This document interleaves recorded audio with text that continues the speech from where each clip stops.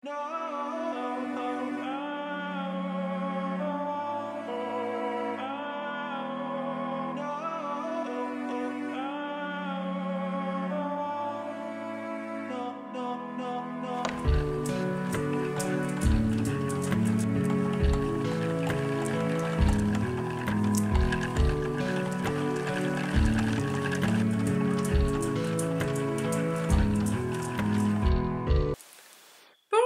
et bienvenue dans ce chapitre 45 des épisodes de Folie Ordinaire. Donc je me présente, je suis Mylène, alias Folie Ordinaire, et on se retrouve aujourd'hui alors que ça fait très longtemps que je n'ai pas enregistré, pour plusieurs raisons.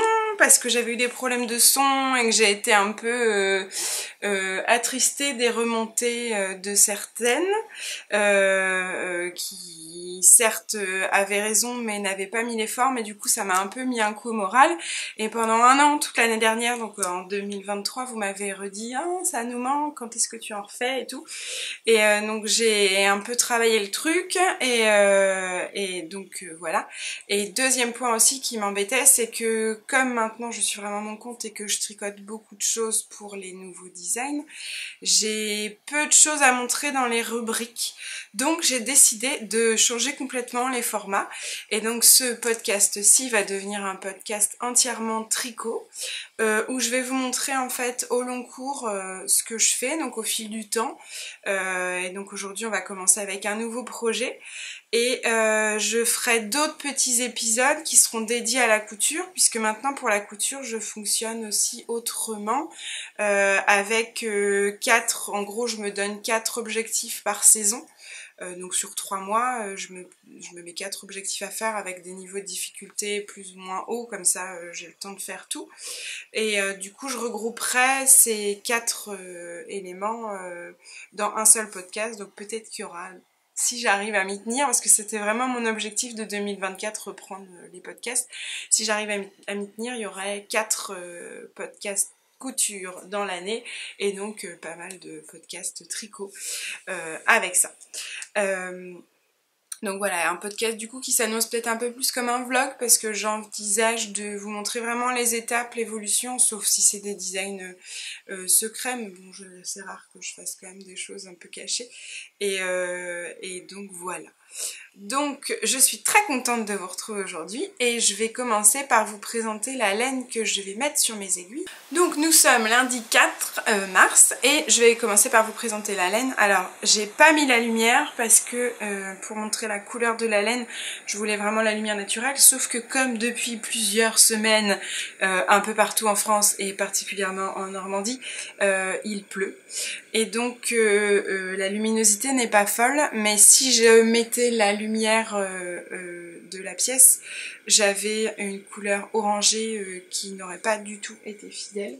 Donc pour vous montrer la laine, j'ai préféré rester en lumière naturelle et je pense que c'est pas trop mal, c'est un peu sombre par endroits, mais quand je suis face à la fenêtre, ça va. Donc le projet, donc je viens de finir un gros projet sur lequel je travaille depuis plus d'un an, et maintenant du coup je suis super contente de pouvoir recommencer un nouveau design. Donc j'ai mûri un peu les designs pendant que je finissais le gros projet, parce que j'ai eu un peu de temps pour vagabonder dans ma tête. Et donc j'ai un peu cherché ce que j'avais aussi à la maison et ce que j'avais envie de tricoter. Et là j'avais envie d'un basique vraiment, donc je vais revenir à quelque chose de plutôt court dans l'idée, un gilet en drop shoulder, donc avec les manches tombantes. Voilà, en gros, dans les grandes lignes. Après, l'avantage de ce format un peu vlog, c'est que vous allez voir l'évolution aussi, et peut-être que j'aurai des changements entre-temps d'avis ou des hésitations, et que vous verrez un peu le fil de la réflexion. Pour la laine, du coup, j'ai été chercher ce que j'avais en stock, et j'ai voulu travailler une laine que j'ai achetée en Écosse, donc en 2019, à l'été 2019. Donc ça va faire 4 ans qu'elle traîne dans mes boîtes, et que j'avais acheté chez Ginger Twist Studio, qui est une teinturière indépendante de Édimbourg, Donc quand j'y suis allée, c'était une toute petite boutique. Elle avait été vraiment très très gentille. Elle est vraiment très gentille, agréable, souriante. Enfin vraiment, je recommande à Édimbourg. Et j'ai découvert du coup en faisant quelques recherches sur la laine que elle avait changé de boutique et que sa boutique était beaucoup plus grosse aujourd'hui. Donc je trouve ça super chouette qu'elle ait réussi à faire ça. Et donc voilà, je vais utiliser sa laine. Donc je me rends compte que ça va bien avec ma robe. Alors, pour sa laine, donc Ginger Twist Studio, déjà je peux vous montrer son petit logo qui est assez chou.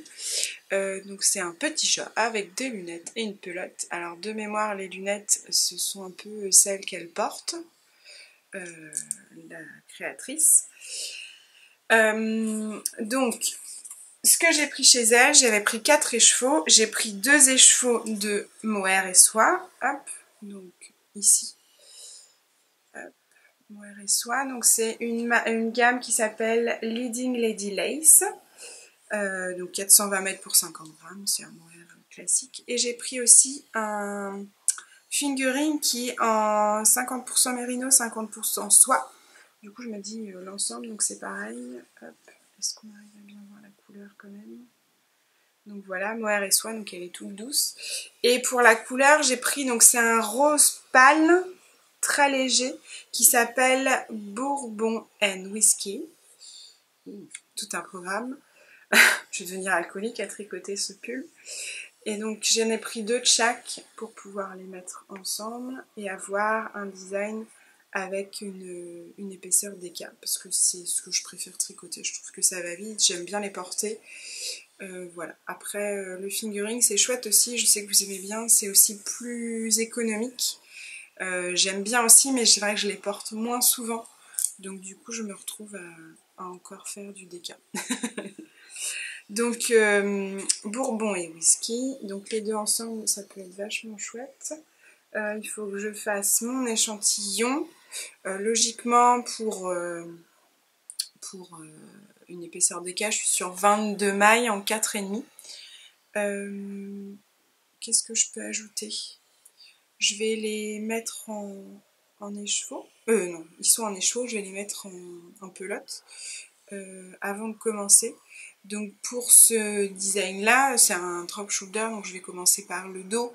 Il y aura des rangs raccourcis, ensuite on passe au devant et au corps, et après je ne sais pas si je fais tout le corps et après les manches, ou si je fais d'abord une manche et après le corps. Je vais peut-être faire ça, j'ai envie. Mais du coup ça veut dire qu'il faut que je bobine tout ça, donc ces deux là et les deux autres, avant de commencer. Je pense qu'il devra aller vite. Je veux quelque chose de simple, donc du jersey. Je veux juste le pimper un peu avec une encolure un peu différente. Donc pas un V, pas un col rond. Je vous garde le mystère pour les fois d'après. Et voilà ce qu'on peut dire. Au niveau de la marque, je connais peu du coup, mais déjà ce que je peux vous dire c'est qu'elle est très très douce au niveau de la qualité. Et à tricoter ensemble, j'ai hâte de voir ce que ça va donner. Elle a l'air plutôt unie, elle a l'air plutôt solide comme on dit, mais je pense qu'il peut y avoir quelques rayures parce qu'on a certains endroits où c'est un tout petit peu panaché. Alors là forcément avec la luminosité pas top, on voit pas bien, mais on voit bien que là il y a quelques taches un peu jaunes, ça fait des nuances un peu jaunes qui ressortent. Du coup je pense que ça va être légèrement chamarré sur l'ensemble du gilet, mais à mon avis ça va être assez fondu quand même, donc à voir pour la suite. Voilà ce que je peux vous dire pour commencer. Donc pour cette première partie je vais m'arrêter là.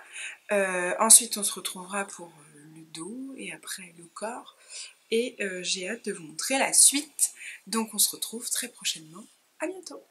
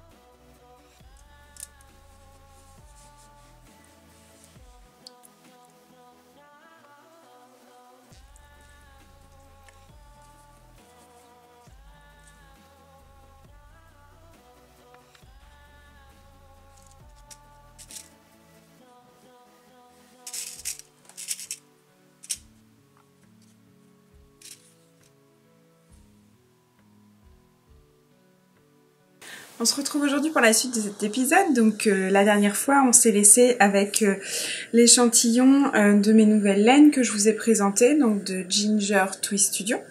Et on était lundi et aujourd'hui nous sommes jeudi 7 mars. Et donc je vous montre mon avancée. Donc j'ai tricoté mardi, mercredi sur le début de mon dos. Et donc on a ceci. Donc là c'est le dos, donc j'ai fait pas mal d'aisance exprès. J'ai les petits anneaux marqueurs pour le cou, comme ça. Et hop, le rendu de la laine pour voir un petit peu. Donc c'est très joli. Je pensais pas que ce serait aussi nuancé du coup. Quand j'ai acheté la laine, elle avait l'air assez unie. Mais au final, c'est assez nuancé. Je trouve ça joli. C'est des jolies nuances en fait. Avec un petit peu de beige et un peu de rosé aussi mélangé. Du coup, avec le... Hop. J'essaie de bien vous montrer. Avec le mohair, ça ressort bien. C'est tout doux. C'est super agréable. Donc ça, c'est le dos. Et comment on peut voir que c'est le dos? Tout simplement parce que j'ai fait des ronds raccourcis qui vont être le long de la couture d'épaule. Donc hop, si je me rapproche, je peux vous montrer les rangs raccourcis. Ou pas, parce que du coup ils sont très très cachés. Hop, on en a un là en fait. Et il y en a ici régulièrement, il y en a un là aussi. En fait ça fait une légère boursouflure. Hop, là j'en ai un par exemple. Sur mon doigt juste là. On le voit pas du coup parce qu'il est fondu dans le jersey, puisque j'ai utilisé des German... J'allais dire German Twist Custom, mais non, les German Short Row. Et donc, ce sont ceux qui sont le moins visibles sur le jersey. Donc, comme là, j'ai du jersey, c'est ce que j'ai fait. Hop, donc on a tout ça sur la pente d'épaule. Donc, c'est un modèle qui va être tombant au niveau de la manche, des drop shoulders. Voilà. Et donc, j'ai 21 cm à faire pour ma taille. Donc là, j'en suis quasiment à... J'ai 17, je crois. Voilà, donc on se retrouve la prochaine fois pour voir où j'en suis. Je pense que j'aurais au moins fait une épaule, voire deux, à voir en fonction de comment se passe le week-end. Mais logiquement, je devrais avoir le temps de pas mal tricoter, donc voilà. J'espère que ça vous plaît. Voilà. Ça c'est tout pour aujourd'hui, à la prochaine! Bonjour, on se retrouve pour la troisième fois pour faire le suivi un peu de ce que je tricote en ce moment et ce que j'essaye de créer. Alors la luminosité aujourd'hui est vraiment toute pourrie. J'espère que ça ira, que ce soit au niveau du son ou au niveau donc de la lumière qui est très très jaune-orange. Mais bon, c'est comme ça. Donc la première fois, je vous ai montré la laine que j'ai choisie. Je vous ai montré un peu plus en détail la mise en plot et aussi les couleurs, etc. Avec une belle lumière. Après, je vous ai montré un peu mon avancée avec le dos. Et de mémoire, j'avais fait un demi-devant. Ou j'avais fait un devant, je ne sais plus. Et donc là, je vais vous montrer la suite. D'où j'en suis. Donc alors, on est lundi. Lundi 11 mars. Et donc j'ai avancé sur le haut du corps. Donc j'ai fini le dos. J'ai fini les devants et j'ai même joint en haut. Hop, j'essaie de vous montrer ça correctement. Donc là, on a hop, la couture du dos. Donc là, on a les devants. Sinon, il fait une pointe sur mon visage. On a les devants. Donc la vraie couleur, c'est pas du tout pêche. Hein. On croirait un vieux pêche pas beau orangé. En vrai, c'est beaucoup plus joli que ça. Et il y a des belles nuances. Et donc, la particularité, la construction, elle est drop shoulder. C'est assez simple pour un drop shoulder. Et j'ai juste voulu faire une encolure qui change un peu. Hop, donc je vous la montre vite fait. En fait, on est sur le dos là. Si je peux montrer le deuxième peut-être. J'ai voulu faire une encolure arrondie, mais vraiment très arrondie, avec une petite patte de boudonnage un peu sympa qui change. Donc voilà, et donc là j'en suis à, je sais pas combien il y a de centimètres, là, entre 5 et 10 centimètres de taille de corps. Sachant que je m'étais dit que je faisais 21 cm parce que je veux pas que ce soit trop long. Mon objectif c'est vraiment de le porter sur une robe longue basique, genre en jersey. Ou même une robe d'été à bretelles. Voilà, j'ai déjà repéré les patrons. Pour la suite. Donc voilà pour le gilet. Alors au niveau de l'aisance, j'ai 20 cm d'aisance de mémoire, 15 à 20 cm d'aisance. Parce que je me rends compte que c'est ce que je porte le plus. Et là, comme il est crop, en plus, je pense que ça va être chouette sur une robe ou même sur un jean taille haute. Ça peut être un bon basique. Et comme toujours, comme on fait du haut vers le bas, on peut rallonger facilement. La seule question que j'ai encore, mais j'y suis pas, c'est la hauteur des côtes. J'arrive pas à me décider si je fais des côtes fines comme la boutonnière ou si je fais des côtes larges, un peu plus larges pour changer. Voilà, affaire à suivre. Donc je disais, on est lundi et je vous laisse avec 10 cm de corps. Allez, et je pense que la prochaine fois j'aurai fini le corps et les côtes. Et peut-être même attaquer les manches, qui sait, on verra. Voilà pour aujourd'hui, à plus tard. Coucou, on se retrouve aujourd'hui, donc on est mardi 19 et je vais vous montrer donc l'avancée de mon gilet. D'ailleurs je lui ai déjà trouvé un nom, il s'appellera Papua et voici où j'en étais. Donc si on se... Alors, vu qu'on vous enchaînez vous les vidéos, ça va, mais moi ça fait une semaine du coup que j'ai tourné. Je m'étais arrêtée aux emmanchures, j'avais commencé un peu le corps et vous allez voir, j'ai pas mal avancé en une semaine. Et en fait j'ai mis en pause parce que j'ai des petits doutes et je vous explique tout de suite pourquoi. Donc là pour le moment j'en suis là. Donc j'ai fini le corps. Donc je vous avais dit je le voulais assez court. Donc en fait ça fait 23 cm parce que il m'arrive juste en dessous du nombril. En gros c'est un crop mais plutôt long parce que du coup je trouve que sur un jean taille haute c'est joli et mon objectif c'est de le porter avec une robe longue droite. Voilà. Donc la particularité, on la découvre aujourd'hui correctement, c'est le col arrondi qui change un peu des cols en V ou des cols près du cou, comme celui-là. Là, il est vraiment très arrondi. Donc si on regarde bien, hop. Donc là, le bord irbique, parce que j'ai pas mis le dernier bouton, j'ai mis 4 boutons, mais il m'en reste 2 à mettre. Et donc ma problématique c'est que j'ai plus beaucoup de laine. Donc du coup j'utilise les restes de laine quand je coupe les fils et que je les ai rentrés pour coudre les boutons. Donc j'en ai cousu voilà 5, il m'en reste 2 à coudre. Et j'ai pas mis celui du haut parce que je voulais voir comment ça tombait. Donc voilà. Et là donc ce sera, il me reste du coup les manches à reprendre. Et à faire. Et donc la question que j'avais, le pourquoi je me suis arrêtée en cours pendant mon processus, c'est qu'en fait je le voulais court avec des manches larges, je voulais des manches droites, tout simplement, avec des côtes à la fin. Sauf que voilà, pour la laine, j'avais pris que 2 écheveaux de chaque quand je les ai achetés en 2019.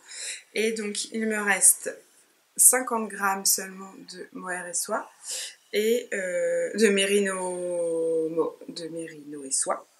Je vais y arriver. De mérino et soie, il me reste 50 grammes et il me reste 33 grammes de mohair et soie. Donc en fait, j'ai peur que pour faire 2 manches larges, j'ai pas assez. Donc je pense que j'aurai assez pour faire des manches un peu resserrées. Donc à mon avis, je vais finir avec des manches resserrées. Donc, je voulais pas les manches ballon sur celui-là parce qu'il est déjà large. Je veux pas que les manches ça fasse un effet plus large encore. Donc je pense que je vais faire les manches resserrées, mais c'est dommage parce que c'est pas l'idée que j'avais en tête. Mais pourquoi pas une deuxième version avec justement des manches droites et peut-être un peu plus long du coup pour faire un vrai gilet long qui arrive à la taille. À suivre pour ça, pour le deuxième. Mais voilà, donc là il me reste, je vous dis, il me reste ça et c'est tombé. Et du coup pour le gilet, on en est là. Donc pour les boutons, hop, j'ai choisi les boutons. Alors toujours pareil, on a une luminosité qui est pas folle. Les boutons, ce sont des Pigeon Witches. Pour le coloris, je sais plus, c'est Wish quelque chose, un truc comme ça, je me souviens pas. Voilà, je les trouve très jolies, ça met un petit peu de peps dans la boutonnière. Hop, si j'arrive à vous montrer avec une bonne lumière, ce qui n'est pas gagné. On les voit un peu, mais du coup ils sont transparents et dedans il y a des petites touches de jaune, rose et un tout petit peu de bordeaux que j'ai essayé de trier. En fait j'ai trié, j'avais une boîte avec une pochette avec 15 boutons et je les ai pas tous mis. J'ai vraiment voulu mettre les moins rouges pour que ce soit pas non plus un truc qui pète dessus. Donc j'ai pris ceux qui étaient très jaune rose. Il y en a d'ailleurs où il n'y a pas du tout de touche de rouge comme celui-là.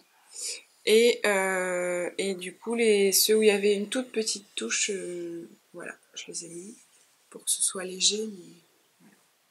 Alors je peux l'essayer pour vous montrer un petit peu. Donc, on voit bien l'arrondi ici. Hop, je vais pas montrer tous les fils encore. Donc là, j'ai pas de manche. Et comme vous pouvez voir, il m'arrive quand même... il est quand même assez long. Mon nombril est là. Donc il arrive là. Il n'a pas été bloqué. Donc je pense que... Pour moi, c'est une longueur qui est sympa en fait. Sur une robe droite comme ça, je me dis avec les manches, ça peut être pas mal chouette. Voilà. Affaire à suivre. Donc maintenant je vais aller tout de suite relever mes manches parce que j'ai vraiment hâte de le faire. Donc je l'ai mis en pause au moins 2-3 jours parce que voilà, je n'étais pas décidée pour les manches. Mais bon, de toute façon j'ai pas le choix. Donc ce sera des manches resserrées parce que je vais pas, sinon j'aurais pas assez. Et dans tous les cas, comme j'ai pesé ma laine, je vais bien vérifier à chaque fois que j'ai assez pour faire les 2 manches. Voilà. Vous avez tout. On se retrouve la prochaine fois. Bisous. Coucou, on se retrouve donc pour la suite. Alors, nous sommes le lundi 25 mars et j'ai fini. Voilà, alors j'ai fini pas sans complications, mais je vais vous expliquer tout ça. Donc la dernière fois qu'on s'était arrêté, je sais même plus où on en était, j'avais dû faire le corps de mémoire. J'avais fait le corps et j'avais dû commencer oui c'est ça, j'avais commencé tout ce qui était l'encolure et les boutonnières et il devait me rester les 2 manches à faire. Donc là j'ai tout fini, donc on voit l'encolure que j'aime beaucoup avec les boutonnières, la bande du bas et donc les manches qui paraissent pas bien grandes mais en fait qui m'arrivent à peu près au poignet. Donc là il est pas bloqué, donc je ferai une dernière petite vidéo avec le pull bloqué. Mais donc quels sont les déboires que j'ai rencontrés? C'est-à-dire que je vous avais expliqué que c'est une laine que j'avais achetée en Écosse il y a 4 ans, la Ginger Twist Studio, coloris bourbon and whisky. Et donc j'avais pris 2 écheveaux de mérino soie et 2 écheveaux de mohair et soie. Sauf que donc je pensais faire un pull court. Alors à l'époque, quand je faisais le voyage en Écosse, j'avais, comment dire, un truc de laine dans la bouche. J'avais tricoté une version de Saiga et j'étais en train de tricoter la 2e version en gilet de Saiga. Et donc je m'étais dit que 2 écheveaux de chaque c'était bien, que ça ferait un truc court. Et puis voilà, le budget aussi c'était assez conséquent, mais c'était le petit souvenir. Et donc j'en avais que 2 écheveaux et arrivé, donc j'ai fait ma première manche avec le bon nombre de répétitions. Donc déjà quand j'ai vu la laine qui me restait pour les 2 manches, j'ai assez rapidement compris que je pourrais pas faire des manches droites comme j'avais envie de faire. Je vous avais dit que je voulais faire des manches droites, donc là j'ai fait des diminutions pour les fitter un peu. Et avec une petite bordure de 2 cm et une finition rabat italienne. J'aime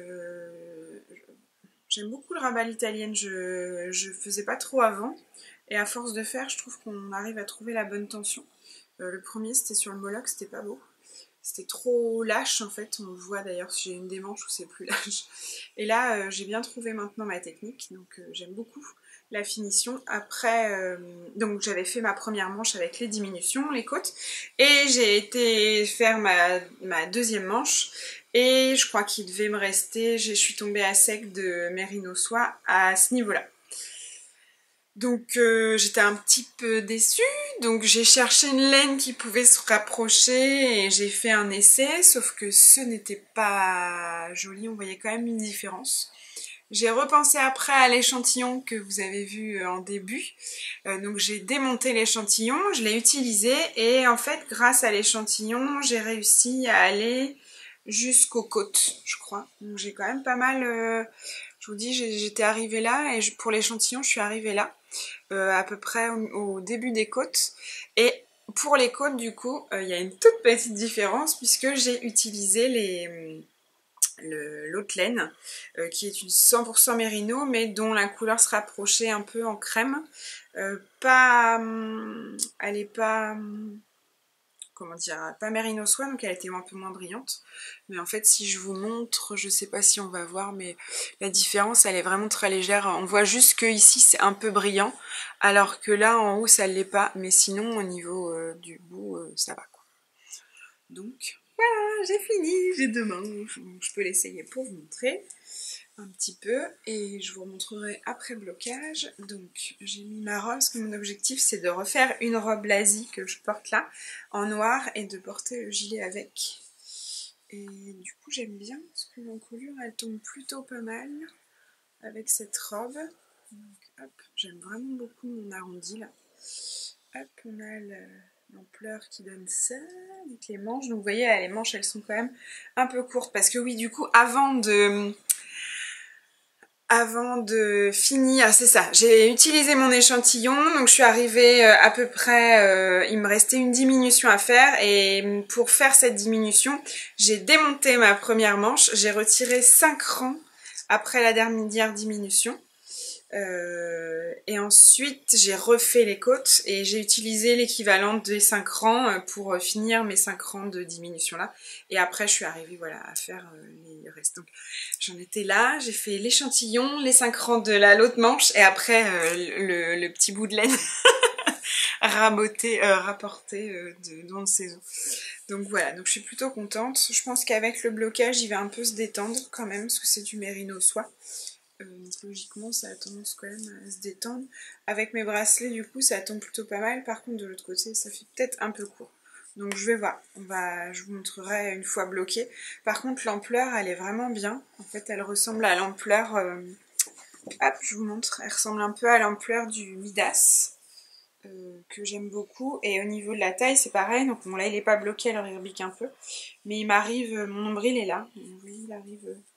Il est assez long quand même, j'aurais pu pour finir ma manche, j'aurais pu essayer de rattraper les manches, mais comme j'avais fait l'encolure et que l'encolure après, une fois qu'on a fait l'encolure ici, en fait on bloque le bas. Ça veut dire qu'il fallait que j'enlève l'encolure du haut, l'encolure, la boutonnière, les pattes de boutonnage pour pouvoir accéder à ma finition du bas et retirer quelques rangs, donc c'était trop compliqué, ça me cassait les pieds. J'ai été jusqu'au bout, je pense que j'aurais fini par le faire si jamais j'y arrivais pas. Peut-être démonter un rang ou deux sur le col, mais ça me fatiguait d'avance de le faire, donc j'ai réussi à tricher un petit peu, et voilà ce que ça donne. Donc du coup je vous remontre une dernière fois comme ça, donc voilà ce que ça donne en entier, et puis je vous montrerai après une fois le gilet bloqué, puisque je vais le bloquer dès ce soir. Donc on se retrouve dans quelques jours quand il aura séché, parce que vu la météo c'est un peu mieux mais c'est encore un peu humide, je ne suis pas sûre que ça sèche super vite, donc on se retrouve peut-être jeudi. Bisous.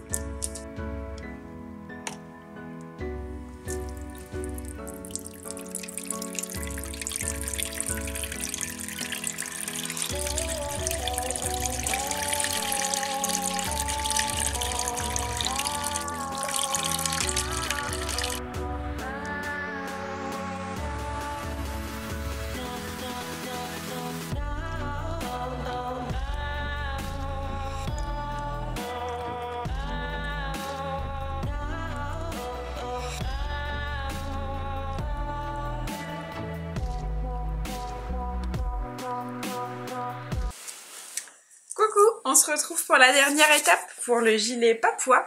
Donc je suis super contente d'arriver au bout. Ce sera probablement la fin de ce nouvel épisode de podcast. Donc j'espère qu'il vous plaira. Mais en attendant de parler de tout ça, je vais vous montrer du coup mon Papouas bloqué. Donc la dernière fois je vous avais laissé lundi, je l'avais fini, donc avec l'encolure et tout. Et cette fois-ci je l'ai bloqué. Donc la dernière fois, si vous vous rappelez, mais ça devrait aller vu que c'était juste avant dans la vidéo, vous aviez la bordure qui remontait un peu au niveau de la boutonnière. Et les manches aussi étaient un peu courtes. Que je vous ai expliqué que j'ai dû bidouiller pour réussir à aller au bout de ma laine. Finalement, après blocage, c'était parfait. Donc je vous montre tout de suite. Donc voilà, j'ai enfilé mon Papouas. Donc si on regarde bien, on a les manches qui sont du coup arrivées à la bonne taille. Vous voyez, la dernière fois, avant le blocage, je pouvais pas tirer plus que mes bracelets. Et là, en fait, sans forcément tirer, quand je le mets d'office...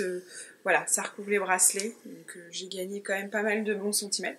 Je pense que l'emmanchure, elle est un peu plus basse aussi. En fait, mon échantillon, il s'est vraiment bien étalé comme prévu au blocage parce que du coup, j'avais vraiment bloqué l'échantillon avant d'être sûre de choisir ma taille d'aiguille, etc. Et la laine, de valider la laine. Donc là, et donc c'est ce que je disais, au niveau du gilet, la version non bloquée, elle est rebiquée un petit peu comme ça.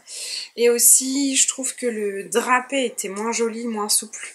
Voilà, ça a vachement assoupli et c'est trop chouette. Donc voilà pour Papouas. D'ailleurs, je me suis rendu compte avant de tourner ce dernier numéro, cette dernière partie, que depuis le début, je ne vous donne pas le nom de la couleur, le bon nom de la couleur. Depuis le début, j'appelle ça bourbon et whisky, parce que je sais pas, l'Écosse, le whisky, le bourbon, moi je n'en bois pas, mais je sais qu'on a vu pas mal de caves et d'usines à bière ou whisky en allant en Écosse, mais en fait c'est pas du tout son nom. En fait ça s'appelle Bourbon and Water. Voilà. Donc ce n'est pas du tout le bon nom, mais maintenant c'est rectifié. Donc c'est cette belle laine de Ginger Twist Studio qui s'appelle Bourbon and Water et qui est très jolie, qui a un beau rendu final. Voilà, c'est bon.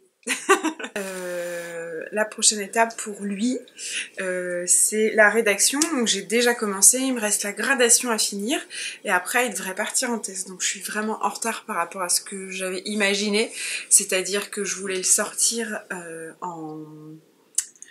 je voulais le sortir en avril et finalement ça va pas être possible, donc il va falloir que je me bouge un peu, mais voilà, j'ai eu un gros projet à côté qui fait que je n'ai pas pu tout faire. Donc voilà, là la prochaine étape ça va être de finir la gradation et de l'envoyer en test avant de pouvoir vous le proposer officiellement. J'espère que ce nouveau format vous a plu. N'hésitez pas à me faire vos retours, que ce soit en commentaire ici, ailleurs, en MP sur Instagram ou autre. Mais voilà, n'hésitez surtout pas à faire de retours sur ce nouveau format, ça m'intéresse beaucoup. J'espère que le son sera bon. Et surtout, maintenant qu'on a fini avec ce nouveau design, on va passer à un nouveau design qui arrivera prochainement dans le prochain chapitre. Voilà, donc je vais vous souhaiter une bonne journée, une bonne soirée ou quoi que ce soit. Bisous bisous.